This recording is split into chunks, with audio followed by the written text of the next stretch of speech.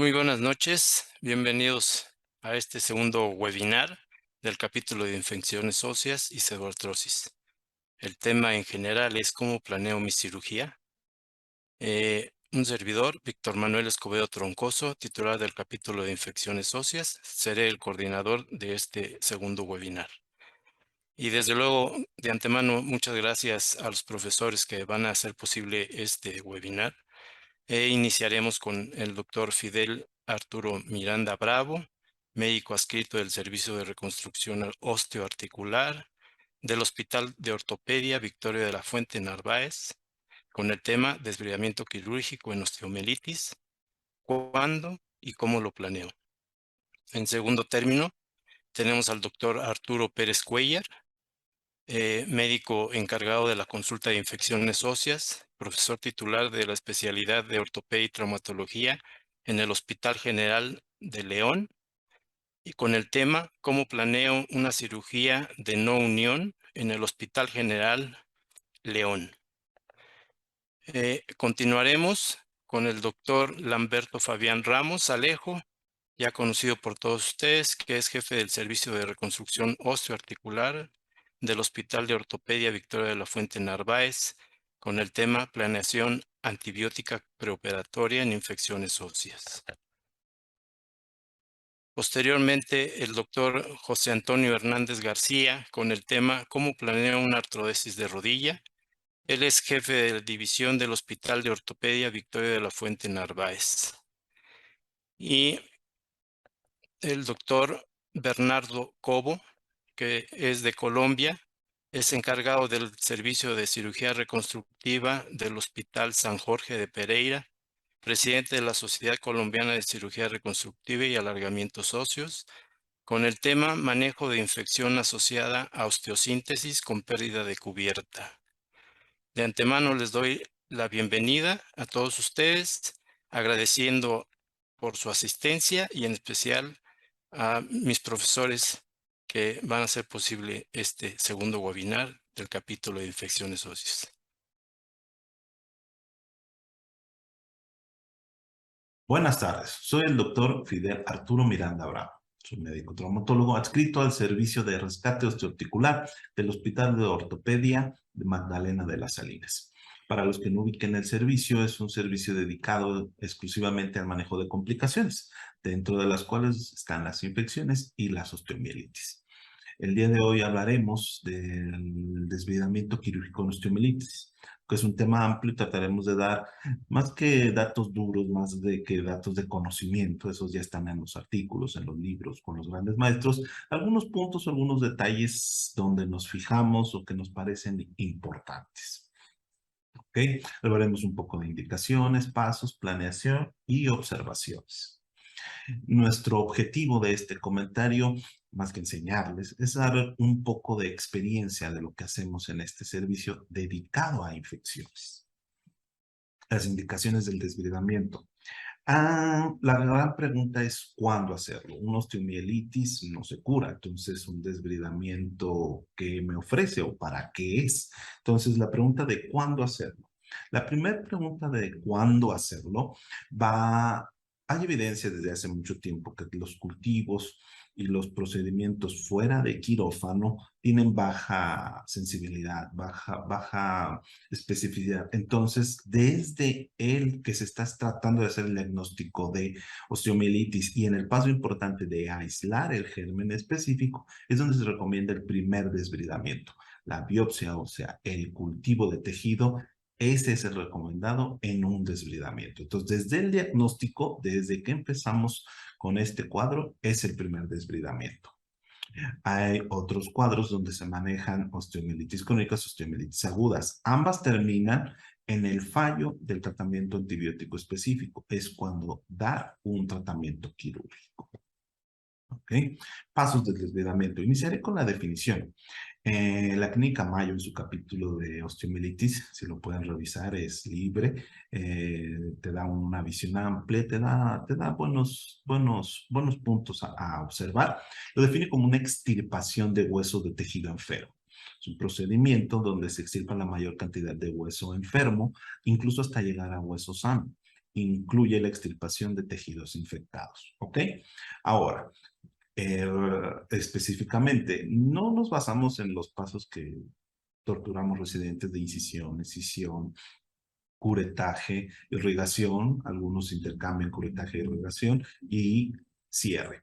Nos basamos en el método antiguo de Toilet, en este método donde se hacían las grandes desbridamientos, los grandes retiros de tejido de otras épocas, pero nos importan porque ya se fijaban en dos cosas. Incluye varias, pero empezamos. Una vía de abordaje misma que úlcera o herida. No se pongan creativos, hay que seguir la herida ya existente, hay que conservar en lo más posible tejido sano. Si es necesario, dimensiona y existe absceso, abrir zona distal del absceso. La zona distal es relativa, hay que buscar la zona por donde pueda drenar mejor el absceso. Suturar en caso de abrir más campo. Ya nos pasamos a otra, exéresis ósea con osteotomías, eliminar toda la zona contaminada y eliminar geodas o secuestros óseos. Los dos puntos que nos importan de este método son el primero, la vía de abordaje misma que úlcera o herida, la misma vía, por ahí, por donde salió, por ahí tenemos que entrar y eliminar geodas o secuestros óseos. Bueno, las geodas no tanto, pero los secuestros, los involucros, las cloacas. Esto porque es un acúmulo de infección, de proceso infeccioso, que aparte que perpetúa la infección, condiciona las agudizaciones. Entonces es muy importante estos dos puntos. No sabría decir cuál más, pero son en los que más nos basamos. Pequeño video, un absceso que complicó, hizo incluso síndrome compartimental, vean las fasciotomías. Aquí observen el tejido desvitalizado, necrótico, casi no hay sangrado a pesar de que no hay isquemia. Planeación. Para la planeación ya sabemos que la osteomielitis no se cura. Entonces nuestro desbridamiento, la pregunta sería, ¿para qué? ¿Qué? ¿Cuál es tu objetivo? ¿Qué piensas? ¿Ok? Entonces nos hacemos dos preguntas. ¿Cuál es el objetivo del desbridamiento? ¿Qué le voy a ofrecer? Paciente con osteomielitis que sabemos que no cura, ¿para qué le voy a hacer un desbridamiento? Y basándonos en eso, ¿qué incluye mi desbridamiento? Entonces ahí nos basaremos. ¿Mm? Nos apoyamos en una clasificación, no estoy diciendo que esta sea la panacea, no quiere decir que este sea el punto mayor, sino que nos da una cierta idea, ¿ok? Tampoco quiere decir que en la A hacemos tal punto, en la B hacemos tal punto, no. Pero por decir una osteomielitis medular, pues sabemos que necesita fresado. Una osteomielitis superficial me ayuda más un corretaje, un retiro de material y no un fresado. Un fresado incluso puede llegar a contaminar más tejido. Una osteomielitis localizada es la que todos quisiéramos porque ya es un secuestro, ya es una zona específica que llegamos y la retiramos. Y una osteomielitis difusa, pues ahí se tendría que replantear dos veces la pregunta de ¿para qué? ¿Cuál es el objetivo? Una difusa creo que ya va más encaminada a una amputación. Puntos claves que hay que fijarnos en un desbridamiento. ¿Está asociado a una no unión? ¿Está asociado a un retardo de la consolidación? ¿Necesitamos modificar materiales? ¿Necesitamos retirar materiales? ¿Necesitamos hacer nuevas osteosíntesis? ¿Está asociado el desbridamiento a un descontrol metabólico? Un ejemplo clásico, un paciente diabético descompensado que tal vez esté en alguna complicación, una cetoacidosis, estado hiperosmolar, y que el foco infeccioso se reactiva y que ya este foco está facilitando el descontrol metabólico. Entonces tenemos que entrar al desbridamiento, hacer un drenaje del absceso, un cierre de fístula, algo que ayude al control. O un control de síntomas, un paciente crónico que ya se sabe portador de su osteomielitis, pero que debuta con un cuadro agudo, con un absceso, la fístula ya es demasiado gasto, ya le limita más sus actividades comunes, entonces tenemos que entrar a controlar los síntomas. ¿Para qué entonces vamos a entrar al desbridamiento? Pues basándonos en lo que les había comentado, vamos a, si está asociado a una no unión o secundario a una fijación, pues el primer punto, eliminar el biofilm, ¿ok? El retiro del material. Los cierres de fístulas para control de síntomas, el control metabólico, como ya lo habíamos pensado, o estás pensando en una nueva osteosíntesis. Son todos esos puntos que tienes que ver en el desbridamiento, si va a incluir los retiros de materiales, tal vez colocación de nuevos materiales con sus asegúros, ¿ok? Observaciones. En este punto son cosas que nos parecen importantes en el servicio. La primera ya la habíamos dicho, creo que esto se les tiene que quedar muy presente. La vía de abordaje debe ser la misma que la úlcera o la herida. Me robé una frase de un compañero por ahí: por donde entra, sale. Si vas a retirar un material, por donde entra, sale. No se pongan creativos con los abordajes. Primero, puede ser que necesite injertos cutáneos, entonces necesitamos piel sana. Vas a decir, pero ahí al ladito, bueno, ¿qué tal si tiene quemaduras o es polifracturado y generó una osteomielitis? Entonces, traten de conservar la mayor cantidad de tejido muscular, cutáneo, todo sano, la mayor cantidad, por favor. Aquí pongo un ejemplo, tal vez no va encaminado mucho, pero es un ejemplo que me agrada: un retiro de prótesis. Alguien batalló y de repente se le ocurrió con una luxación medial de la monoidea, cierto, está descrito, pero ahora ya me generó otro problema que no tenía, que es la pérdida del aparato extensor. Es cierto, tal vez iba a terminar en artrodesis, pero es un problema que no tenía y ahora ya tengo otro problema. Ese es el punto que quiero que les quede claro con esto. Dos, características de los tejidos blandos. No solo es hueso, no todo es hueso. ¿Qué le voy a ofrecer a un paciente con osteomielitis? Pero lo demás. Aquí tengo un ejemplo de una pseudoartrosis infectada, ya osteomielitis, con exposición ósea, con pérdidas cutáneas importantes, necrosis. Ya sabemos en qué acabó este paciente. Tengo otro caso. Vean, múltiples cicatrices, múltiples cirugías, algunas áreas con injerto, secuestros, pérdida ósea, falta de consolidación, exposición de placa, espuma. ¿Le vamos a ofrecer realmente algo? ¿Un desvidamiento aquí me va a ayudar para...? No creo que tengo que hacer muchos comentarios de esta osteomielitis, ¿verdad? Esta es una úlcera varicosa que la exposición de tejidos condiciona una osteomielitis. La paciente se queja, hay exudado, pero ¿qué le vas a ofrecer? Simplemente intenta entrar ahí, no va a cicatrizar, no es apta de un injerto cutáneo. Ahí el problema siempre fue la vascularidad, entonces lo que hagas va a fallar. También sabemos cuál es el tratamiento, no ha aceptado la amputación. Aquí junté dos. Ahí vuelvo con la frase: no se pongan creativos, el cemento óseo no es tu amigo, el cemento óseo no sustituye el hueso. Y facilita incluso la formación de secuestros involucros, los espacios que crea o las lisis que crea sobre el hueso. El cemento va en áreas muy específicas, ¿ok? Para lo que está indicado, prácticamente donde vean que falta hueso, donde vean que tengo un pequeño espacio, no, díganle a su mente: no, el cemento óseo no ayuda, solo condiciona exposiciones, lesiones cutáneas, lisis de hueso, son otras situaciones. Aquí en este ejemplo, en cuanto quitemos el fijador, eso va a colapsar. ¿Ok?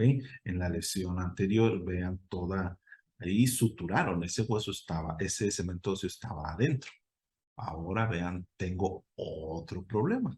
Ahora ya no es solo retirar el cemento óseo, ahora es cubrir eso. Entonces, esos son los puntos que considero importantes, que se tienen que fijar y que se tienen que preguntar ante un desvelamiento. Espero que les ayude y por mi parte es todo. Muchas gracias y buena tarde.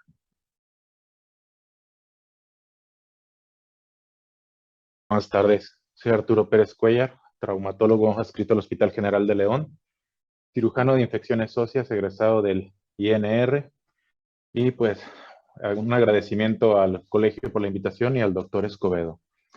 A mí la sesión que me toca se llama ¿Cómo planeamos una cirugía de no unión en el Hospital General de León? Bueno, la tabla de contenidos de esta sesión es ¿qué es la no unión? Desde el punto de vista de nosotros. ¿Qué variables consideramos a la hora de la planeación? El algoritmo diagnóstico terapéutico y finalmente, ¿qué opciones de reconstrucción tenemos para tejidos blandos y hueso? El objetivo de la ponencia es describir de una manera breve y ejemplificativa qué hacemos nosotros en nuestro hospital, qué técnicas usamos y qué recursos contamos. Entonces, en la primera sección, ¿qué es la no unión? Bueno, la no unión es un hueso que no consolidó, que no pegó y no lo va a hacer. Hay muchas clasificaciones, se puede clasificar por el defecto óseo, por el momento de intervención, por su vascularidad, por su reactividad, por su morfología o por su evolución. Y tenemos muchísimos conceptos dentro de estas clasificaciones. Sí puede ser hipertrófica, hipotrófica, oligotrófica, atrófica, vascular, avascular, reactiva, no reactiva, séptica, aséptica, con defecto, sin defecto, retardo en la consolidación, mala unión, consolidación viciosa, etcétera. Todos esos conceptos forman parte de distintas clasificaciones. Para nosotros, basados en estos conceptos, hay una clasificación que nos resulta más práctica y más útil. Es la clasificación de Ferreira, que nos habla de una non unus potentia y una non unus certus. La no unión en potencia es aquella que el huésped, sus condiciones que lo rodean, el tamaño del insulto biológico, o sea, de la agresión a los tejidos, y el manejo inicial, si es que ya se le ofreció uno, todo en conjunto al evaluarlo ofrece una poca probabilidad de consolidación y requiere intervenir en estas variables que rodean al huésped. Y la no unión certera o certus significa que no va a haber consolidación, se pronostica que no va a haber, hay ausencia de datos radiográficos y se puede deducir que el paciente requiere una intervención quirúrgica aparte de las variables. Si la no unión llega a ser séptica, además agregamos la clasificación de los 7 elementos, la clasificación comprensiva de Romano. En variables a considerar, bueno, pues son muchísimas, pero principalmente la edad del paciente, su capacidad, su reserva biológica. Un paciente obeso para técnicas de transporte, por ejemplo, no nos va a servir bastante, vamos a batallar, vamos a tener úlceras, podemos tener miasis en los fijadores, las comorbilidades, en especial la diabetes. Pacientes sí ya tienen infección en el sitio a trabajar, el tamaño del insulto biológico inicial y posquirúrgicos de cuántas cirugías lleva, el tamaño del defecto óseo si existe, qué tipo de hueso del cuerpo está afectado, qué medicamentos ha usado, sobre todo reumáticos, esteroides, quimioterapia, qué tipo de osteosíntesis previa tiene, cuánto stock óseo nos queda, qué tanto nos queda de la metáfisis. Si el paciente fuma, un problema que experimentamos aquí en la región, probablemente no nada más aquí en la zona, pero es el cristal, la droga cristal. Si el paciente es independiente y deambula, y la circulación local que tenga la zona. Aparte, si es séptica, hay que incluir cómo fue la exposición, qué lista de antibióticos han usado, qué tipo de bacteria, el antibiograma, qué sensibilidad tenemos a esa bacteria, y la diabetes se vuelve aún más relevante el control glucémico. Hay que tomar en cuenta las técnicas que domina ese hospital en el cual se va a realizar la reconstrucción, la infraestructura del hospital y el presupuesto que tenemos para implantes. En el algoritmo diagnóstico terapéutico, bueno, pues en un inicio hay que tomar los factores de riesgo, todas las variables que comentamos hace rato, y la inestabilidad y la infección. Si está inestable, ¿cómo le podemos dar estabilidad? Vamos a tener estudios complementarios. Principalmente si hay una infección, necesitamos la resonancia de ser posible. En el caso de pérdida ósea, la tomografía es de mucha utilidad.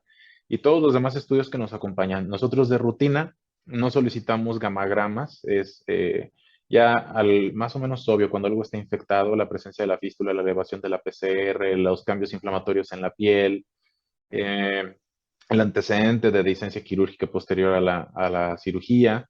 Recomendamos una intervención temprana en un centro capacitado. Por cobertura cutánea, nosotros el método que más explotamos y lo platicamos al rato es la hipergranulación, y de ahí decidimos, al tener un lecho, si hacemos un colgajo versus un injerto de piel. Nos basamos en el concepto diamante, lo revisamos en un momento, para escoger la técnica de reconstrucción ideal. Intentamos una rehabilitación temprana y manejo de secuelas, como puede ser una rigidez, una lesión neurológica. Y en cuanto a los cultivos, todos deben de ser biopsias. Rechazamos los cultivos que son por hisopado. La profilaxis, pues basada en el antibiograma, o empírica si nunca llegamos a encontrar un resultado. El desbridamiento debe ser un desbridamiento oncológico radical, sin miedo, ya que vamos a hacer reconstrucciones respetando estructuras sensibles neurovasculares y tratando de evitar el espacio muerto. Por parte del concepto diamante, bueno, nosotros tomamos muy en cuenta que para que un hueso pegue necesita dos cosas, dos pilares: estabilidad y vascularidad o adecuada biología.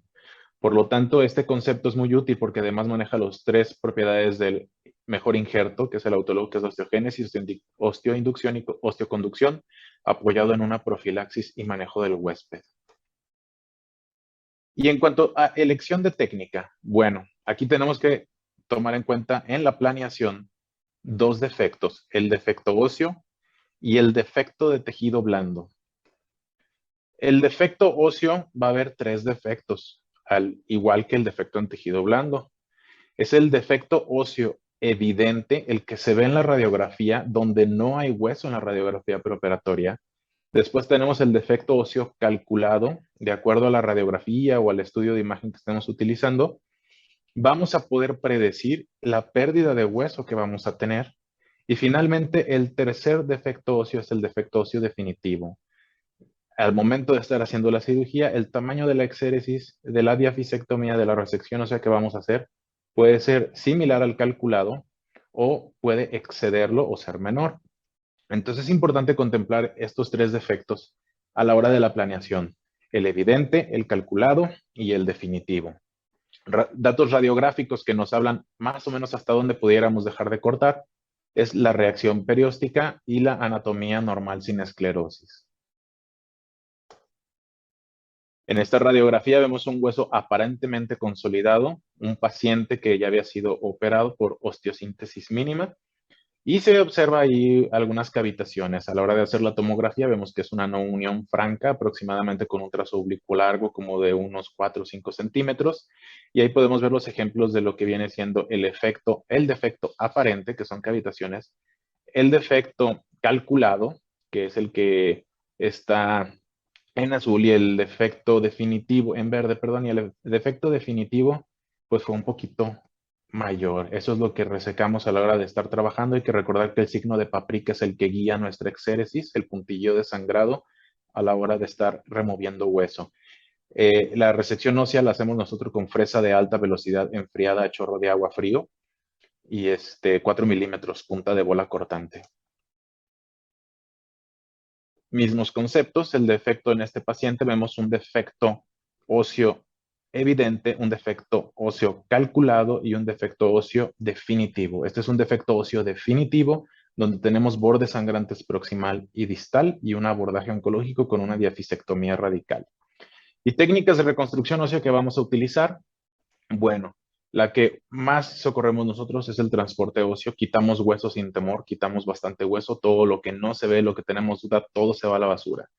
El transporte óseo recupera una gran longitud de hueso mientras tengamos que transportar. Nos permite hacer las diafisectomías de manera extensa y va a arrastrar su propio tejido blando. Si hay un hueco de tejido blando, vamos a rellenarlo con el mismo transporte. Se combina adecuadamente con otras técnicas de reconstrucción de tejidos blandos que utilizamos, como la inducción de la granulación o un colgajo. Puede presentar traslación como desventaja a la hora de estar haciendo el transporte, puede migrar en la bayoneta o en el Denham.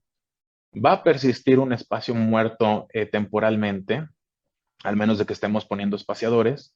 Requiere una segunda cirugía como mínimo, que es para preparar el sitio de contacto, el docking site, y una para retiro.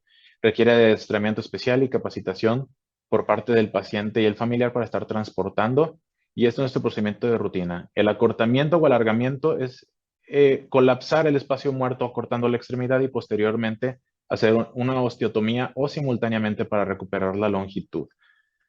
La espongioplastia es el caso que vimos anteriormente, debridar y poner este injerto óseo usualmente mixto. La desventaja con la espongioplastia, y porque ya no la usamos tanto, sobre todo en pacientes infectados, es porque el injerto se coloniza fácilmente, se licúa y sale en forma de exudado o de bris. Requiere un lecho adecuado, aséptico y una completa cobertura cutánea para evitar la pérdida de injerto, y eso nos va poniendo limitantes al manejo. Existe la decorticación de Judet como tratamiento, la usamos cuando no vamos a tener un defecto óseo. Abrimos una cortical de doble pared abriendo entre las corticales, es técnicamente demandante y se debe hacer la original y no otras como palmerización o perforaciones. La técnica de Masquelet la hemos usado también, no tiene límites de tamaños o formas, ocupa el espacio muerto y hay abundantes factores de crecimiento. Su desventaja requiere una cobertura. Cemento se puede colonizar después de unas 8 semanas aproximadamente. Y nosotros realizamos una modificación de Masquelet con éxito en el hospital. Capana y Papinó, bueno, esos nada más por mencionarlos, no los utilizamos ya. Y el segundo defecto a manejar es el defecto de tejidos blandos o cutáneos. El defecto cutáneo es igual, evidente, aparente, calculado y definitivo. Hay que tomar en cuenta la profundidad, la vascularidad del lecho y la situación vascular periférica. Esta paciente tiene un defecto enorme calculado y sí, se extendió y requiere un desbridamiento agresivo. La técnica de elección para reconstrucción en este tejido blando, fue la inducción de la hipergranulación, como podemos ver la diferencia, la pérdida total de la grasa, y tenemos recuperación de profundidad y un lecho apto para poder injertar. En los estudios microbiológicos, bueno, siempre apoyarnos en el antibiograma, usar el antibiótico de menor potencia, sospechar en hongos o bacterias de lento crecimiento cuando no tenemos desarrollo. Nosotros vamos a favorecer en la mayoría de los casos el fijador de anillos. Inicialmente nos podemos apoyar del tubular o una versión híbrida. Las regletas no las usamos, aunque son de fácil colocación. No podemos variar las configuraciones ni modificarlas durante la evolución del paciente. Clavo centromedular en algunas patologías sí nos sirve. En la no unión sin defecto, aséptica y deficiaria como una respuesta vascular, sí lo usamos. La placa la mayoría de las veces no, al menos que sea una supercutánea. En la planeación, en este caso, que revisamos hace un momento, bueno, tenemos todos los datos del paciente, todos los materiales que vamos a usar en la parte de abajo, defecto óseo cutáneo calculado, la reconstrucción, la técnica que vamos a usar. Hicimos una diafisectomía y un transporte anterógrado con anillo y bayoneta. Este paciente tiene antecedente de varias cirugías, fue una fractura expuesta, no fuma, no es alérgico a nada, no es diabético. Y la osteotomía la hicimos con Sierra Gigli. En este caso tenemos un defecto definitivo de ese tamaño. Y usamos una cirugía en 2 tiempos por la razón de que no contábamos inicialmente con el fijador de anillos. Por esa razón tuvimos que posponerlo y poner un espaciador. Esa es la piel en un inicio, cómo se encontraba. Vemos que hay una insuficiencia vascular severa. No es el objetivo suturar esa piel, toda esa piel la resecamos y vamos a inducir una hipergranulación con una conservación de la función tendinosa sin exudado purulento. Esa es nuestra resección y a partir de ahí iniciamos la inducción de la granulación, logramos un colapso de la herida y una epitelización por contracción y por epitelización propiamente. En este caso se realiza un transporte con una osteotomía y no obtuvimos ni traslaciones ni angulaciones, afortunadamente, hasta el sitio de contacto, como observamos aquí en esta situación. El seguimiento, vamos a tener una cirugía de estimulación de sitio de contacto. Curaciones en casa, se instruye al familiar para que las haga cada 48 horas. Seguimiento de la normalización de la PCR, no debe de subir, debe de ir bajando, no debe de subir. Deambulación con carga temprana, vigilar la consolidación como se ve en la foto de abajo a la derecha y retirar una vez que hay solidez suficiente.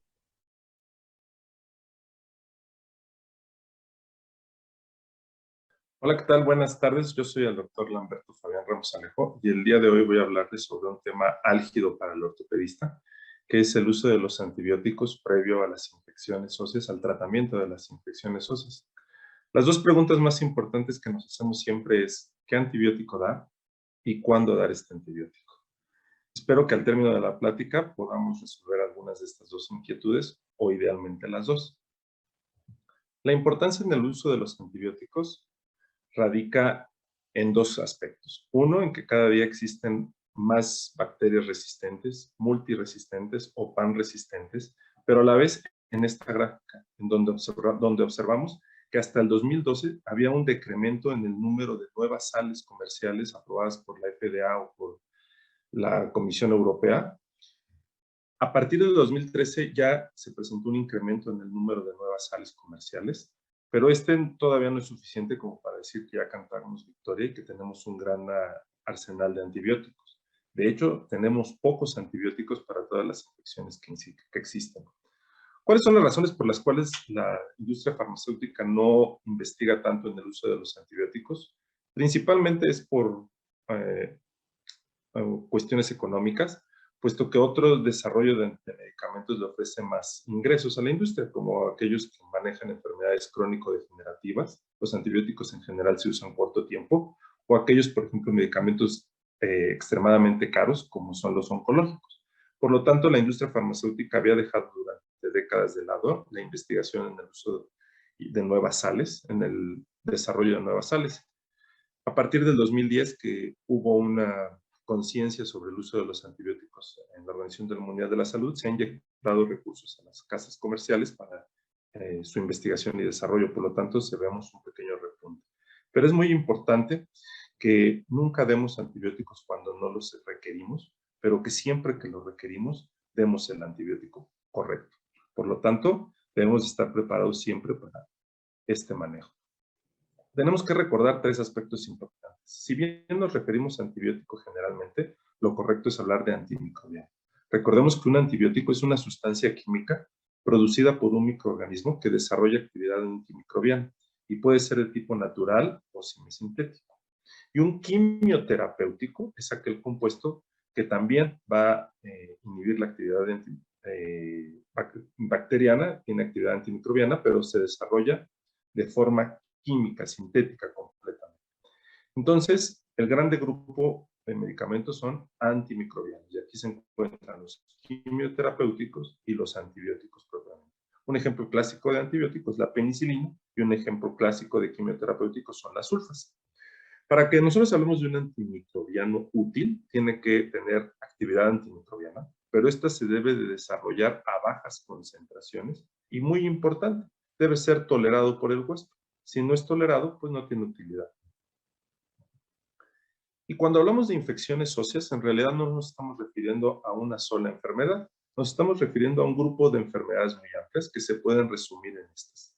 En la osteomielitis hematógena, que sabemos que se presenta principalmente en niños, en su variante del adulto, que tiene una fisiopatología y una forma de presentación completamente diferente, por lo tanto se debe de estudiar aparte, la artritis séptica, y luego tenemos el grupo de infecciones posoperatorias.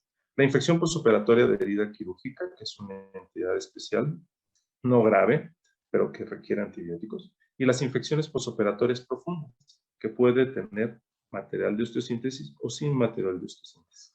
Estas infecciones pueden ser agudas y crónicas.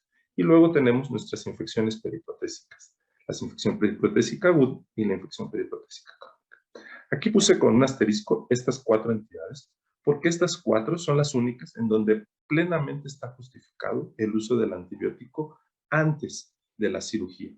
En las demás vamos a ver que siempre valdrá la pena esperar al inicio de la cirugía. En ortopedia, recordemos, existen 3 usos de los antibióticos, como profilaxis, por eso se llama quimioprofilaxis, o antibiótico profilaxis, cuando nuestro paciente no está infectado, pero queremos evitar que se infecte.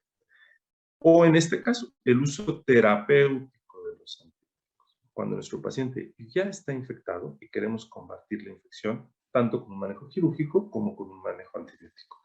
Y en ortopedia sí tiene salvedad, sí es válido el uso del control antibiótico. Pero recordemos que son pocas las enfermedades en donde se puede dar medicamento para control, como la tuberculosis ósea o la espondilodicitis, en donde sí está bien dar un medicamento de control de la infección. Tenemos que hablar del uso antimicrobiano terapéutico preoperatorio. Entonces, nuestro paciente ya está infectado y vamos a ver qué antimicrobiano terapéutico, es decir, para controlar la infección, le vamos a dar. Tenemos 2 grandes grupos, empírico o de probabilidad y específico o dirigido. Lo ideal es hablar de un antibiótico de probabilidad. Ya es ideal que no utilicemos el término empírico, sino de probabilidad. Con base en nuestra flora habitual, en las características del paciente, vamos a dar el antibiótico de mayor probabilidad, de mayor éxito al paciente. O un antibiótico dirigido. Es mejor hablar de un antibiótico dirigido y no de un antibiótico específico, porque recordemos que el antibiograma no es 100% certero, y entonces por eso vamos a dar algo dirigido de acuerdo al resultado del antibiograma, más no específico, porque esto a veces confunde al paciente y nos dice, bueno, si me dieron el antibiótico que decía, ¿por qué no funcionó? Recordemos que el antibiograma tiene éxito y nos predice que no va a funcionar si el antibiótico es resistente, pero no siempre, aunque sea sensible, va a ser exitoso. Luego tenemos 2 tipos de terapéuticas, orales o intravenosas. La biodisponibilidad, la farmacocinética y la farmacodinámica de los medicamentos antibióticos para el tratamiento de las infecciones óseas es el mismo. Ya no hay eso de que es mejor darle terapéutica intravenosa que oral, Y lo que sí debemos de evitar siempre es el término de impregnación antibiótica. La impregnación se refiere a saturar los receptores y en este caso no estamos saturando nada. Las características de nuestro antibiótico ideal debe ser lo más específico posible, evitar combinaciones, valorar la penetrancia ósea, priorizar la capacidad del manejo oral que IV, capacidad de uso prolongado, mínimo 3 semanas lo va a ocupar, la tolerancia en el huésped, en el embarazo, la edad, la función renal y hepática y algunas peculiaridades idiosincráticas. ¿Cuándo iniciar el tratamiento? Si nuestro paciente tiene una infección aguda, al momento del diagnóstico. Si nuestro paciente tiene una infección crónica, tenemos que dividirlo. Si el paciente está estable, debemos esperar el uso del antibiótico hasta el momento de la cirugía. Si nuestro paciente está inestable, entonces sí debemos iniciar el antibiótico lo antes posible. En estas infecciones debemos iniciarlo lo antes posible. ¿Y con cuál inicio? La siguiente pregunta. Bueno, siempre será recomendable utilizar una cefalosporina. Si tenemos sospecha de un estafilococo aureus meticilino resistente, entonces idealmente utilizaremos vancomicina. Ante sospecha de pseudomonas, cefalosporinas, levofloxacino o piperacilina. Y no recomendamos el uso de clindamicina de manera inicial, puesto que nuestro paciente va a requerir el antibiótico por tiempo prolongado y este medicamento no se recomienda darlo más de 2 semanas. Se puede dar, pero no se recomienda. Por eso, aunque en alérgicos sí podemos dar clindamicina como profilaxis, porque solo será una dosis, para terapéutica no se recomienda. ¿Qué recomendaciones generales les puedo dar? 1, que evitemos el uso de la amicacina. ¿Por qué? Porque la amicacina tiene baja penetrancia en el hueso, porque no la podemos dar tiempos prolongados, porque no se puede dar oral. Que evitemos los dobles esquemas. Que evitemos el uso prolongado de antimicrobiano previo a la cirugía. Si nuestro paciente va a requerir cirugía, tenemos que hacerla lo antes posible. Y que siempre tengamos que leer las guías locales, las recomendaciones locales. Esas serán mis recomendaciones generales. No hay recetas de cocina sobre el uso de los antibióticos previo a la cirugía, pero sí estos puntos importantes que si los tomamos en cuenta, evitaremos complicaciones, evitaremos resistencia bacteriana y generalmente acompañados de un buen tratamiento quirúrgico, el resultado será exitoso para nuestros pacientes. Muchas gracias por todo. Hola, ¿qué tal? Soy el doctor José Antonio Hernández García, estoy encargado de la división del Hospital de Ortopedia. Agradezco mucho la invitación al comité organizador del capítulo de infecciones óseas y pues en esta ocasión me han indicado presentarles un tema de cómo planeo una artrodesis de rodilla. Vamos a empezar. Como tabla de contenidos tenemos en primer lugar que vamos a ver las causas, indicaciones y contraindicaciones para realizar lo que es una artrodesis de rodilla. Segundo punto, aspectos clave para lograr una artrodesis de rodilla. Y en tercer lugar, controversias que encontramos al realizar nuestra artrodesis de rodilla durante la planificación. ¿Usamos torniquete, no usamos torniquete? ¿Uso de injertos? ¿Qué tipo de osteosíntesis voy a aplicar en mi fijación? ¿Clavo o clavo versus fijador externo? Cuarto punto, vamos a ver nuestras consideraciones finales. Objetivo de esta plática, conocer los criterios para realizar lo que es una artrodesis de rodilla, saber cuáles serán los aspectos a considerar durante mi planeación preparatoria de una artrodesis de rodilla, establecer cuáles pueden ser los puntos críticos para el éxito o para el fracaso de una artrodesis de rodilla. Vamos a empezar con las causas, indicaciones, contraindicaciones para realizar lo que es una artrodesis de rodilla.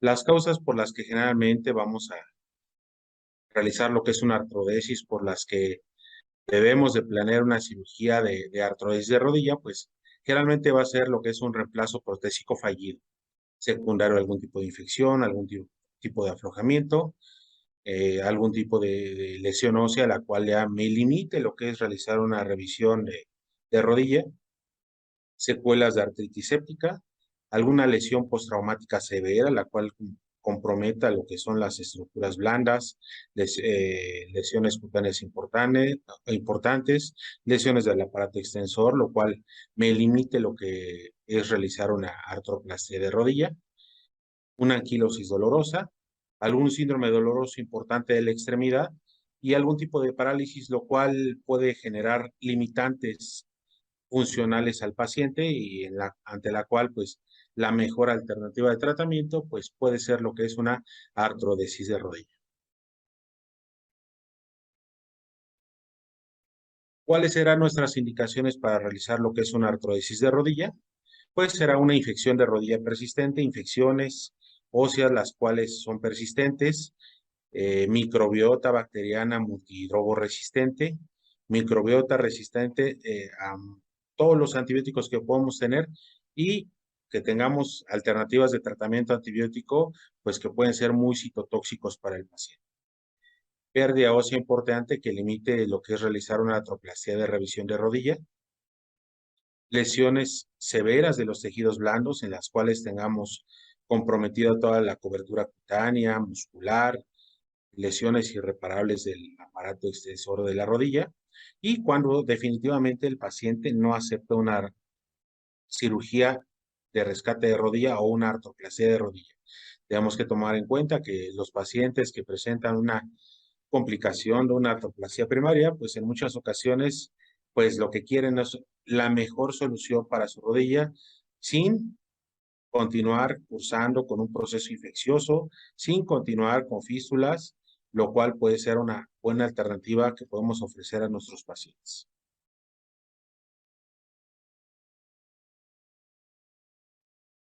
Contraindicaciones para realizar lo que es una artrodesis de rodilla. Esto en la literatura es claro, nos reporta como contraindicaciones absolutas para realizar lo que es una artrodesis cuando tenemos una amputación contralateral transfemoral, cuando tenemos una artrosis severa de cadera y tobillo ipsilateral. ¿Esto por qué? Porque nos van a dar limitaciones funcionales muy importantes para el paciente. De tal manera que realizar una artrodesis en un paciente amputado, en un paciente que tiene una artrosis severa de cadera o rodilla del mismo lado, nos puede generar un mayor dolor.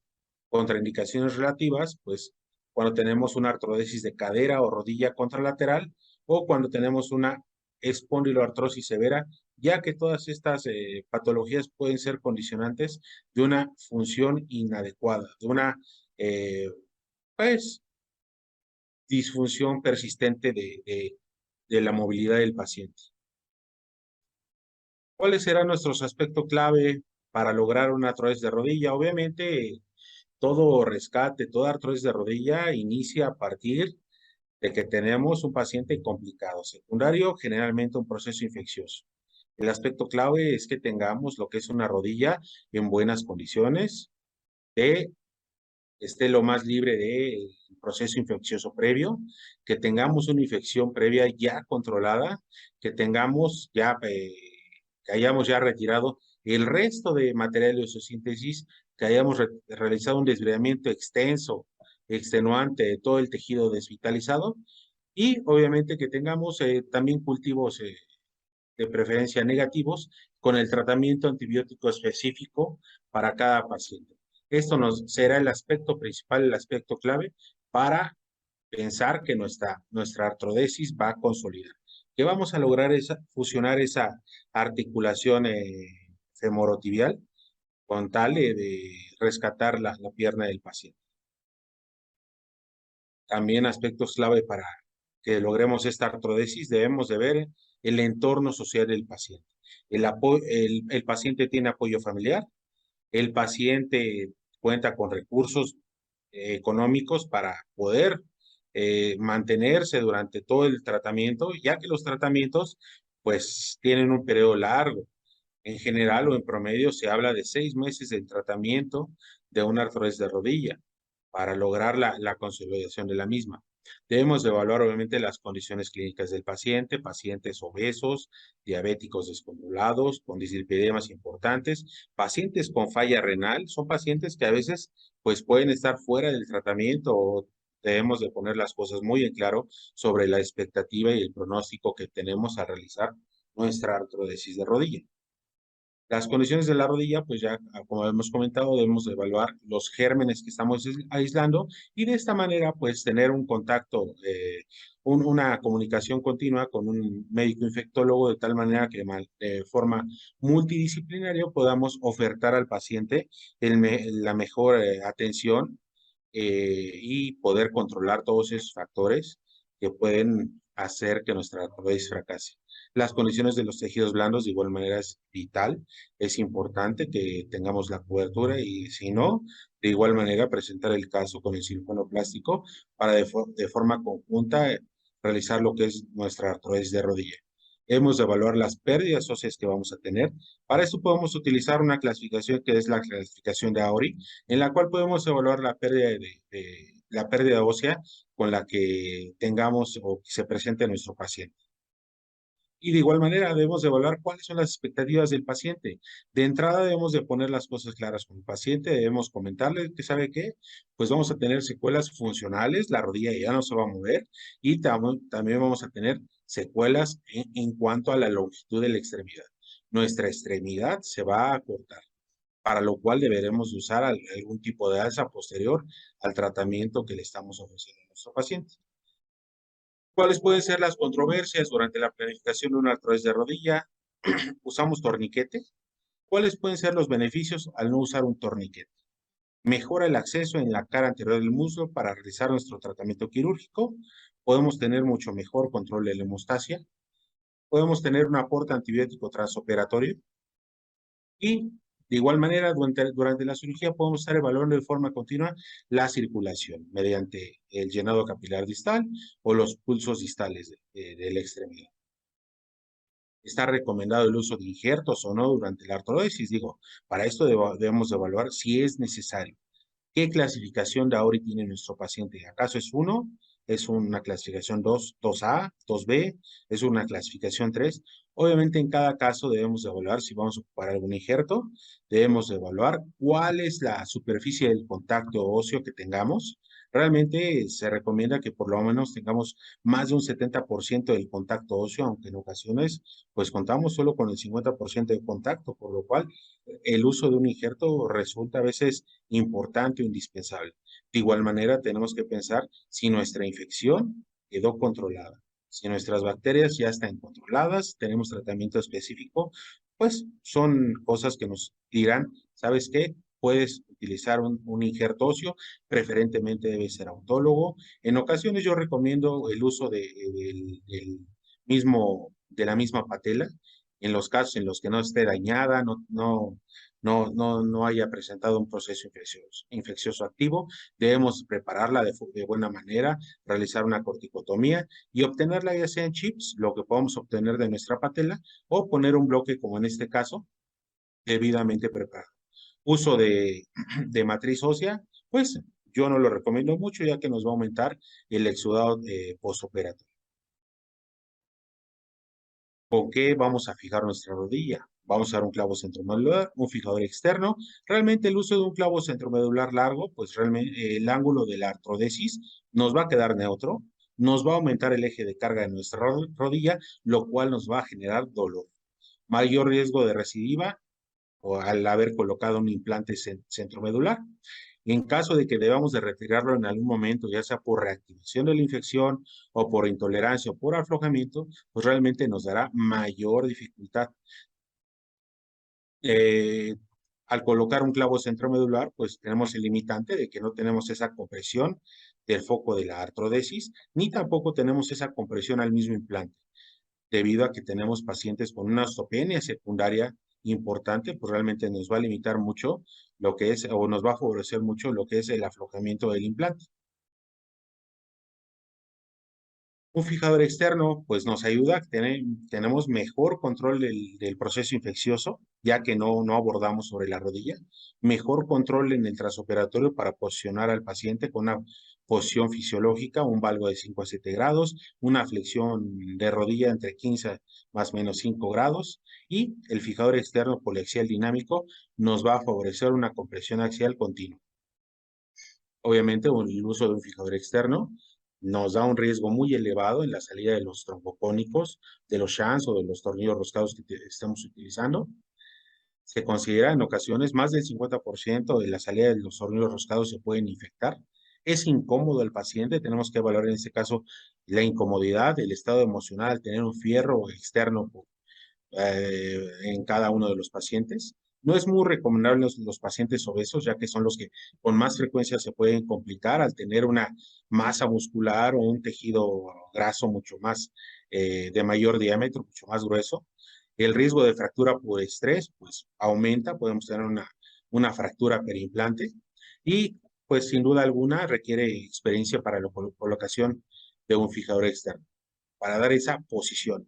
Muchas veces pensamos, es muy sencillo colocar un fijador externo, pero la posición a veces mantenerla es algo complejo al no haber realizado unos cortes adecuados femorotibiales. De igual manera, el colocar lo que son Steinman, cruzados, a fémur y tibia nos puede favorecer un buen posicionamiento previo a realizar lo que es la artrodesis o colocación de nuestro fijador externo. Un clavo centromedular, pues realmente anterógrado es recomendable o un clavo centromedular modular pueden ser recomendables. Debemos siempre de verificar que no tengamos material de osteosíntesis, ya sea en diáfisis de fémur, tibia o a nivel proximal del fémur. El uso de un fijador externo poliaxial dinámico en la cara anterolateral de rodilla junto al clavo centromedular puede tener el mayor índice de éxito para lograr nuestra artrodesis. En muchas ocasiones, pues vemos que nuestro problema, un aflojamiento protésico, una fractura secundaria por osteopenia, en la cual pues muchas veces a lo que recurrimos es a realizar lo que es una artroplastia de revisión, en la cual pues dijimos ya hemos resuelto el caso. Sin embargo, la persistencia de un proceso infeccioso vuelve a aflojar nuestros implantes y sin duda alguna la alternativa de rescate será una artrodesis de rodilla, en este caso realizada con un fijador externo poliaxial dinámico, en la cual dejamos el mayor stock óseo. Es importante, al momento de realizar nuestros cortes, podemos realizarlo de forma artesanal o utilizar las plantillas del corte de una prótesis de rodilla, para de esta manera dejar lo mejor alineado de nuestra rodilla, conservando el mayor stock óseo. Finalmente, pues vamos a tener nuestras consideraciones finales. Debemos de concertar de forma adecuada la cirugía con el paciente. Desde el inicio deben de quedar los puntos clave claros, los riesgos que tenemos, las complicaciones, las secuelas en la cual el paciente debe tener claro que el paciente ya no va a volver a mover su rodilla. Muchas veces es difícil para el paciente entender esta parte, en la cual nos explica cómo ya no va a mover su rodilla y de igual manera el acortamiento que podamos tener de la extremidad, lo cual dependerá de la pérdida ósea con la que se encuentre cada paciente. Obviamente, una pérdida ósea clasificada por AORI, un tipo 3, pues podemos tener un acortamiento de la extremidad entre 5 y 7 centímetros. Planear la cirugía con un clavo centromedular más un fijador externo nos dará el mayor índice de unión ósea, tomando en cuenta siempre los recursos con los que contemos en la institución o los recursos con los que cuente el paciente para poder conseguir todo su material de osteosíntesis. El uso de doble fijador externo puede ser una alternativa de osteosíntesis para la artrodesis de la rodilla. Siempre cuando estemos realizando nuestros desbridamientos, cuando preparemos la superficie ósea, debemos de conservar la mayor superficie de contacto y, sin duda alguna, el seguimiento de nuestro paciente es indispensable. Verlo a la semana, a las 2 semanas y de forma mensual con controles radiográficos en cada visita hasta que logramos ver que nuestra artrodesis haya consolidado. Bueno, pues sería todo por el momento y les agradezco su atención. Muchas gracias. Y les dejo con esta frase: seamos el tipo de personas que dejemos marcas, no cicatrices. Gracias.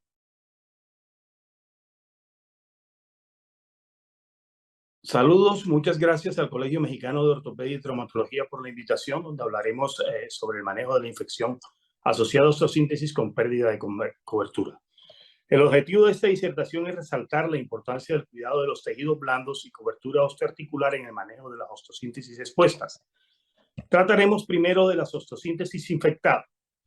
El índice de infección asociada a la osteosíntesis de unos 5% después de osteosíntesis cerradas y 30% después de osteosíntesis abierta.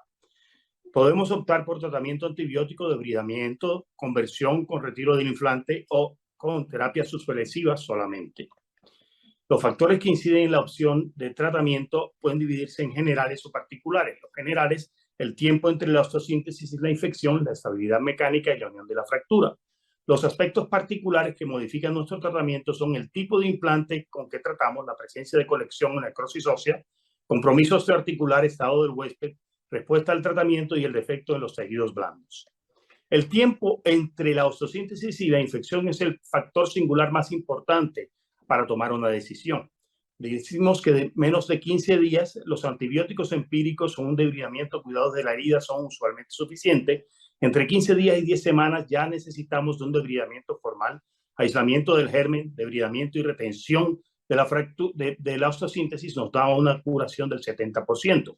Más de 10 semanas muchas veces ya no tenemos la estabilidad y es necesario cambiar el implante, pero algunas veces si tenemos un implante estable podemos dejar el implante establecido hasta la unión y allí retirarlo finalmente. La osteosíntesis expuesta añade un factor de complejidad a esto.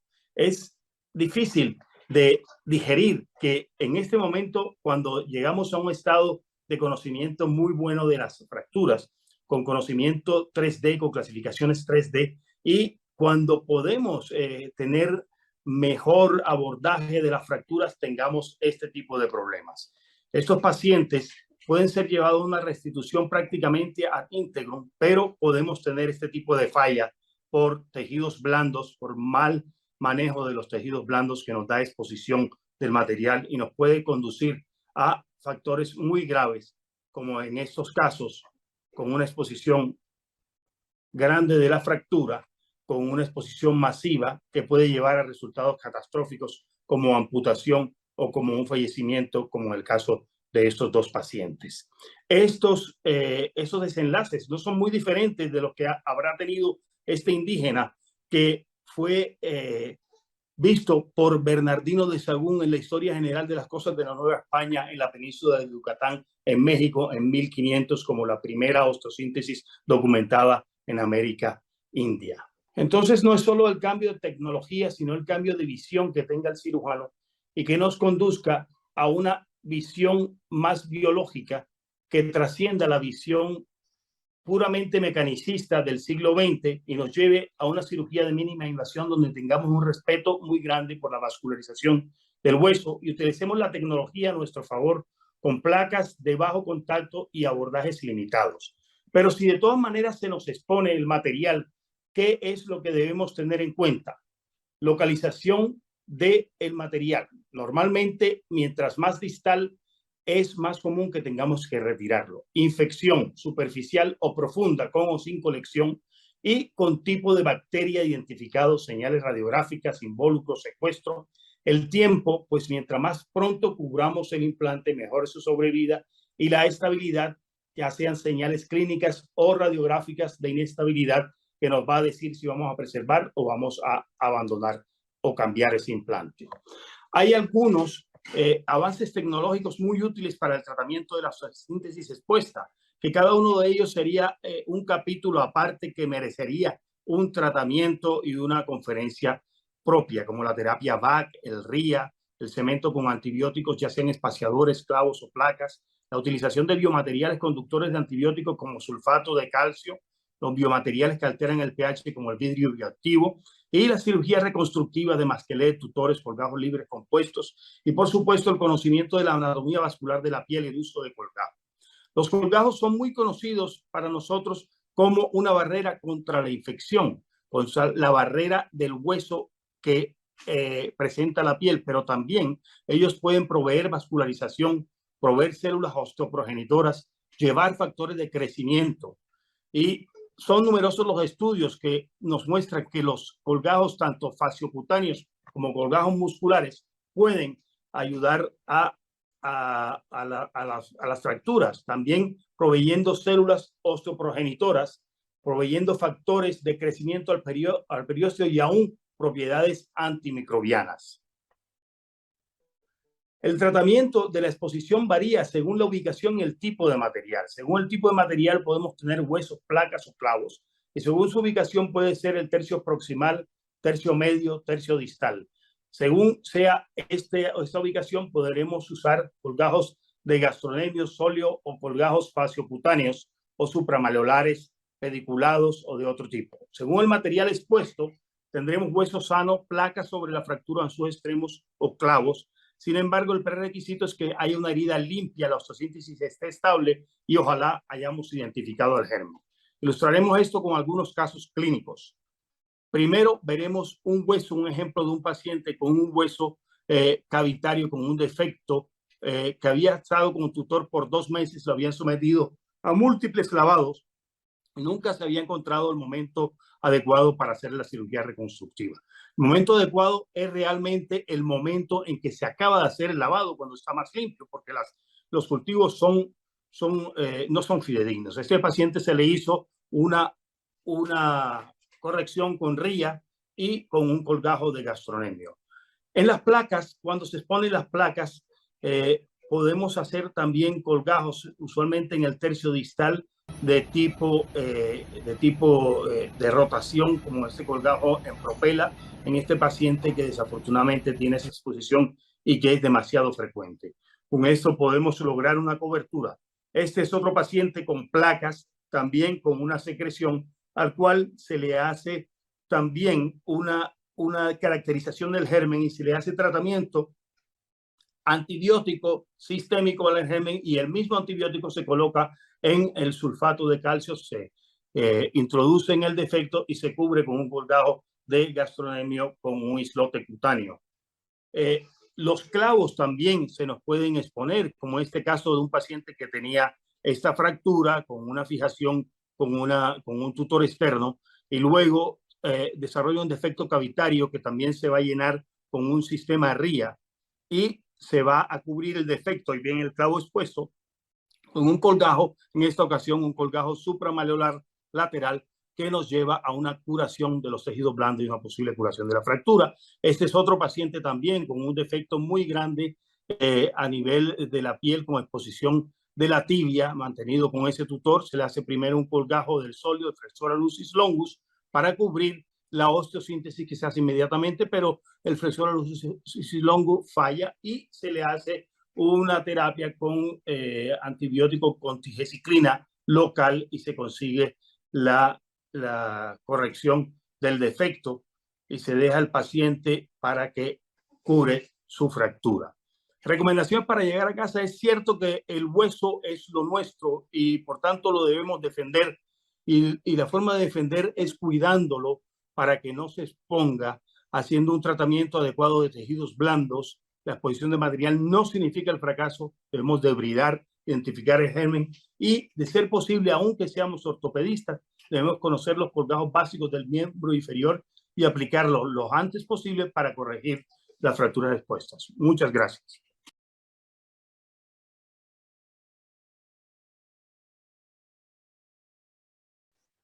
Muchas gracias. Gracias a todos los profesores por su excelente exposición. Y vamos a dar paso a las preguntas de los asistentes de webinar. Aquí tenemos una pregunta que dice: ¿qué experiencia tienen en la funcionalidad de una osteoartrosis de artrodesis de rodilla? Yo creo que es para José Antonio. Sí, doctor. Bueno, generalmente cuando nos enfrentamos a una artrodesis en la cual tenemos igual el fracaso, es una artrodesis fallida de rodilla, generalmente el paciente en una segunda ocasión para realizar el tratamiento puede tener buenos resultados dependiendo cuál sea su pérdida ósea con la que nos encontramos.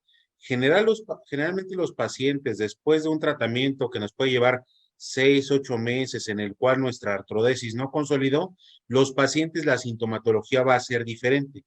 Generalmente los pacientes van a tener muchas ocasiones ya una infección controlada. Generalmente a los pacientes no les va a doler la rodilla. El uso de algún tipo de ortesis externa, algún tipo de ferro universal, puede ser suficiente para el paciente para conservar su pierna y mantenerla alineada, y en algunas ocasiones que ésta sea funcional. Sin embargo, si nosotros nos encontramos en el caso en donde está la no unión de la misma artrodesis, podemos volver a intentar un segundo evento de tratamiento, tal vez evaluando o hacer una reevaluación de cuáles pudieron haber sido nuestras posibles fallas. ¿Qué es lo que pudo haber pasado? ¿Fue mi fijador externo? ¿Fue el contacto óseo? ¿Fue la reactividad de la infección? ¿Qué es lo que pudo haber influido en mi paciente para que esta artrodesis no consolidara? Cada caso va a ser muy particular y sin duda alguna, la experiencia que tengo yo, muchos pacientes, después de una artrodesis fallida, pues al indicarle algún tipo de férula, los pacientes quedan con una pierna funcional, sin dolor y con una infección controlada. Y sin duda alguna, en los casos en los que tengamos reactiva la infección o el dolor persistente de la rodilla, pues se intentará en un segundo tiempo realizar otro tipo bueno, un nuevo evento de artrodesis, evaluando tal vez un implante diferente para que ésta llegue a su buena consolidación. ¿Alguno de los profesores quiere dar alguna opinión? Hay otra pregunta para José Antonio. Dice, ¿en qué casos amputación? ¿En qué casos artrodesis? Bueno, sencillo, desde que empezamos con nuestro paciente, establecemos las pautas de tratamiento, cuáles van a ser, explicando al paciente cuáles van a ser mis pautas de tratamiento, el tiempo que me voy a llevar, cuáles van a ser las posibles secuelas y obviamente evaluando cómo está la funcionalidad de mi paciente. De esta manera es como podemos pues definir de forma conjunta con el paciente si una amputación inicial puede ser la mejor alternativa a su tratamiento. Obviamente nosotros tratamos de rescatar una extremidad, tratamos de que esa extremidad, si le va a ser funcional a mi paciente, si le va a poder dar esa pues función y además que cumpla la expectativa de mi paciente, pues la vamos a tratar de rescatar. Pero sin duda alguna, en los casos en los cuales tenemos una pérdida ósea, por ejemplo, una ORI 3, en donde tenemos totalmente perdidas las metáfisis de fémur, de tibia, tenemos una infección persistente, pueden ser los pacientes en los cuales, como primera opción de tratamiento, les podamos poner a la par lo que es una amputación diaficiaria o infratuberositaria. ¿Algún comentario de los profesores? Comentarios sobre el uso de la rótula para utilizarla como injerto. En esos casos se puede utilizar como un injerto pediculado, o sea, sin desprender totalmente la rótula, y ella se decortica, se expone el hueso esponjoso y se puede pegar a la artrodesis con unos tornillos. La otra cosa que hemos venido haciendo en cuanto a la artrodesis de la rodilla con grave defecto óseo, como en el caso de las secundarias a una artroplastia no exitosa, y con un acortamiento de más de 5 centímetros, aproximadamente 5 centímetros, es asociarle el tutor externo, que usualmente es necesario porque hay grandes defectos de tejidos blandos, asociárselo a un alargamiento que usualmente se da en el mismo periodo en el cual se está haciendo la consolidación, y con eso, en el mismo momento en que le estamos haciendo la artrodesis de la rodilla con compresión, estamos ejecutando con el mismo tutor un alargamiento, ya sea en el fémur o en la tibia de la extremidad, porque el paciente quede más balanceado. Sí. ¿Alguien más quiere comentar algo? Realmente ahí en el Instituto Nacional de Rehabilitación, gran pérdida ósea, gran pérdida cutánea, comorbilidades incontrolables, igual la amputación. Eso le va al paciente, le tiene un mejor pronóstico, una mejor evolución, se puede rehabilitar, y esa es la indicación para una amputación. Y para una artrodesis, bueno, si tiene un stock, pues se puede jugar con alargamientos, como lo acaba de mencionar el doctor Cobo, Nosotros tenemos la fortuna de usar un clavo largo, tipo colchero, que entra de la trocánter mayor y llega a la parte distal de la tibia, y si es necesario, se puede acompañar con una osteosíntesis adjunta. Hay otra pregunta, dice, ¿está amputado bilateral? ¿Cómo lo rehabilitan?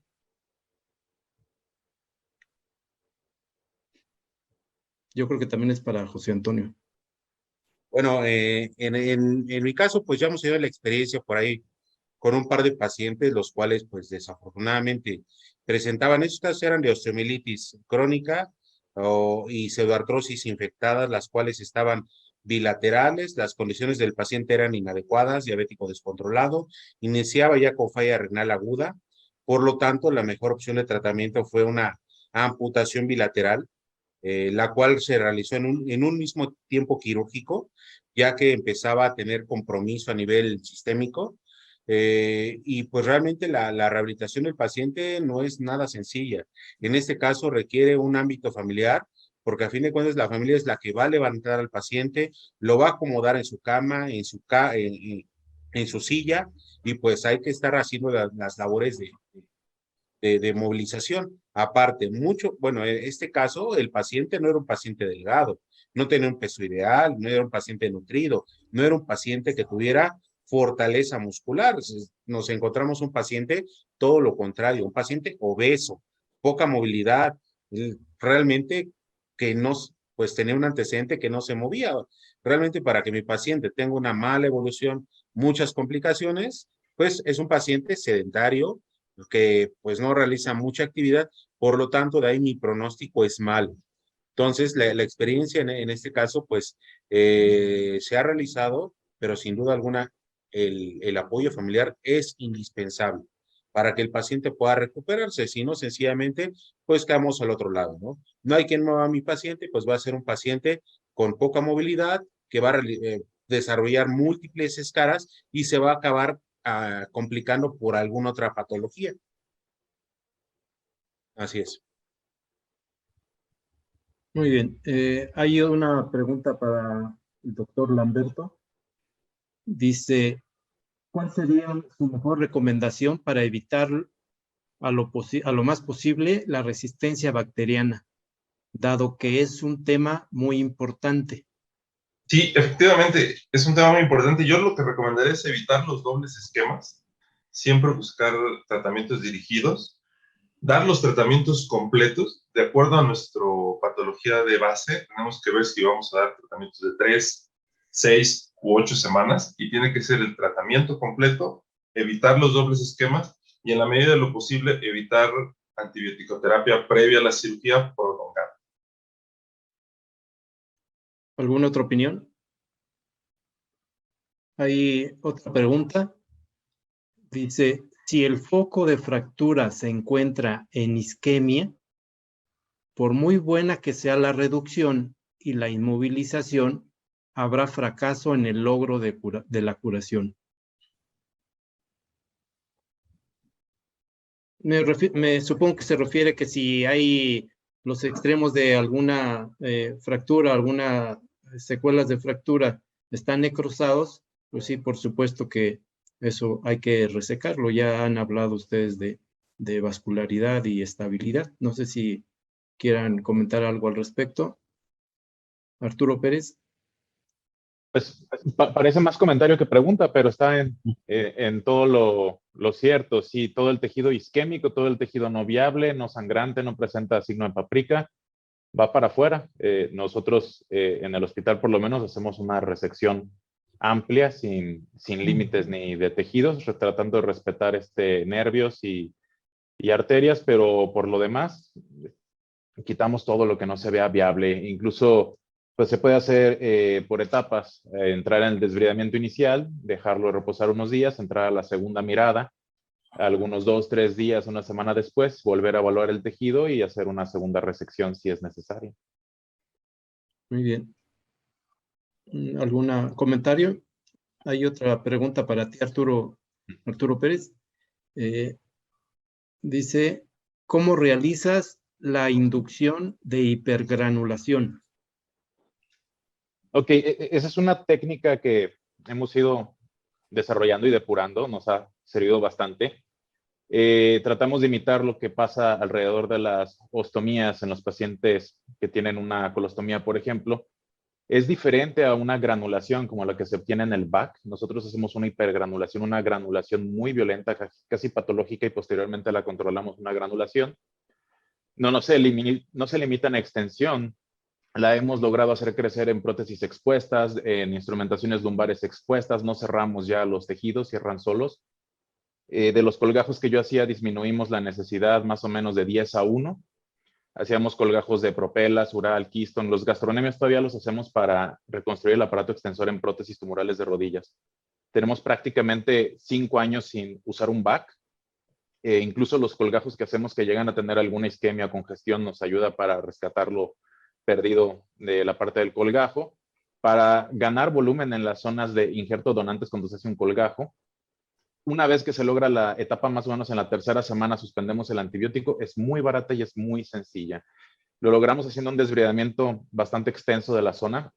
Y la clave es poner una cubierta húmedo aislante y exudante. Nosotros favorecemos el exudado. No lo tratamos de disminuir. Usualmente usamos alguna sustancia sebosa en una curación que tiene ahí su rutina. Petrolato, vaselina, aceite mineral, cualquier cosa que, de preferencia vaselina, es el que más usamos. Cambios periódicos cada 48 horas, vamos a tener un exudado color verdoso, es normal, es esperado. Hay que tener una intervención nutricional, ya que hay que recordar que el paciente se desnutre con el exudado. Hay que tener importante cuidado en el efecto de borde, que es el área más o menos de 2 a 3 milímetros que está epitelizando, aparte de la contracción de la herida. Y la ventaja de la hipergranulación es que en sus etapas iniciales, antes de pasar a fibrosis, se puede comprimir muy fácilmente, y cuando rellena los defectos que hacemos por las diafisectomías, el transporte la puede comprimir sin problemas. Y transporte más hipergranulación, bajamos el índice de amputaciones bastante anual en el hospital. Hay otra pregunta, dice, ¿cuál es la parte anatómica con peor pronóstico ya una vez diagnosticada con osteomielitis? Si alguien quiere comentar. Yo creo que las partes... Sí, doctor. Sí, yo creo que evidentemente las partes que están más expuestas a la piel y las partes que tienen menos envoltorio muscular son las que más sufren con la osteomielitis.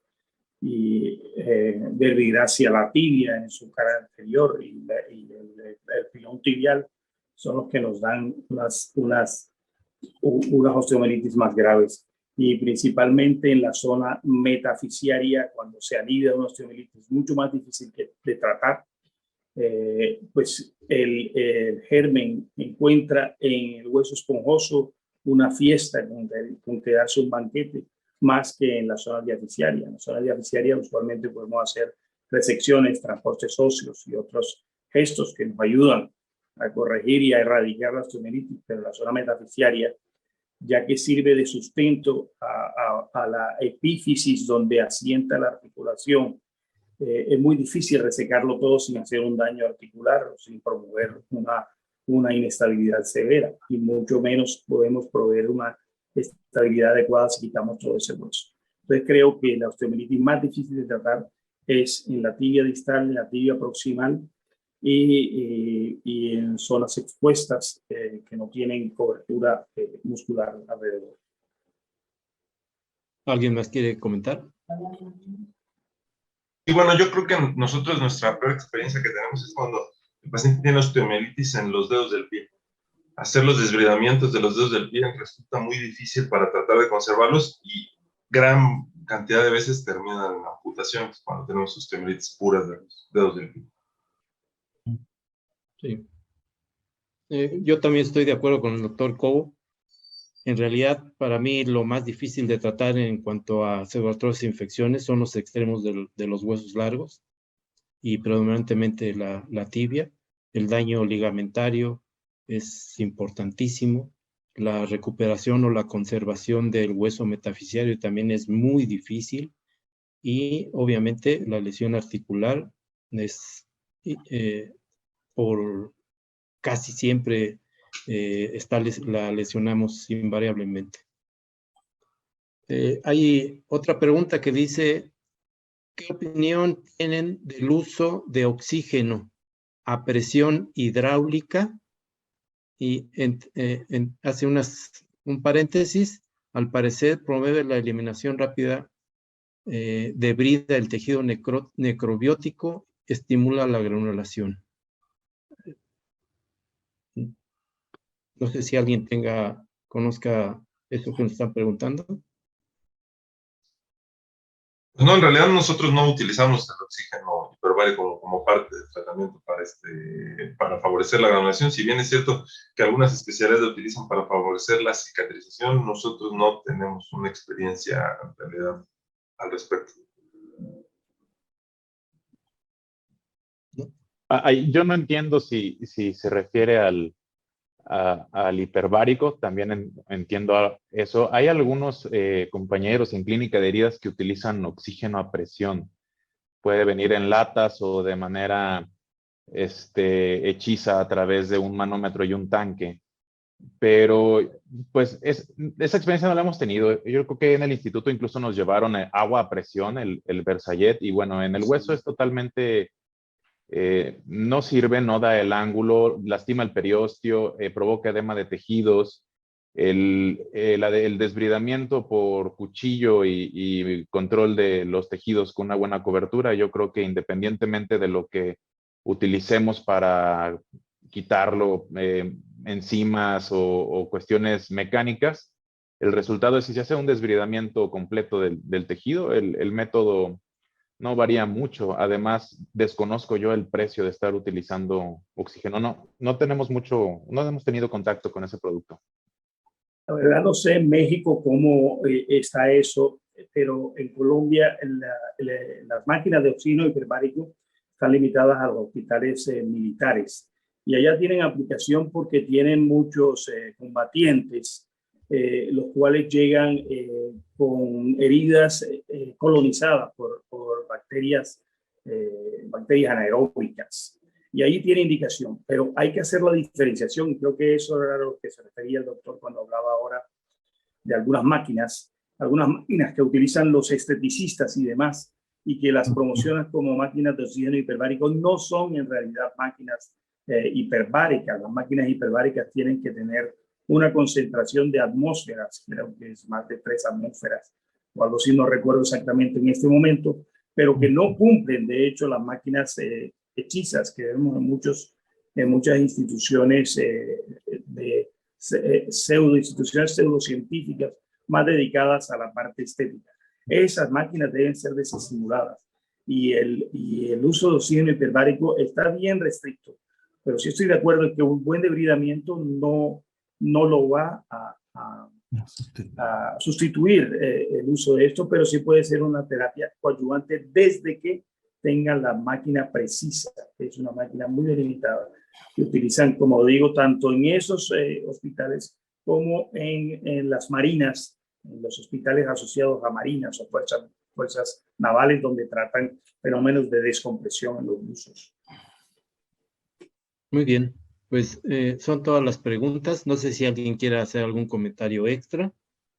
Y si no, pues agradecemos a todos los asistentes, que tenemos asistentes, 205 asistentes de Argentina, de Bolivia, de Guatemala, del Perú, República Dominicana, de Venezuela y de aquí de nuestro México lindo y querido. También agradecemos al Colegio Mexicano de Ortopedia, al presidente del mismo y particularmente a ustedes, profesores, que han dado una excelente ponencia. Muchas gracias. Muchas gracias por la invitación. Gracias. Gracias.